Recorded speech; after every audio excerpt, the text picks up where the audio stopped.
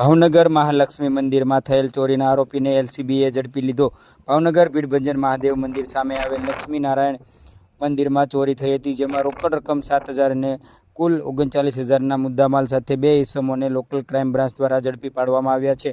સલમાન ઉર્ફે મોદી ઝાકા અને ઇરફાન ઉર્ફે બાબા શેખને ઝડપી લઈ રોકડ રકમ ઝડપી લઈ લોકલ ક્રાઇમ બ્રાન્ચ દ્વારા કાર્યવાહી હાથ ધરવામાં આવી છે। શાશ્વત ગુજરાત ન્યૂઝ, ભાવનગર।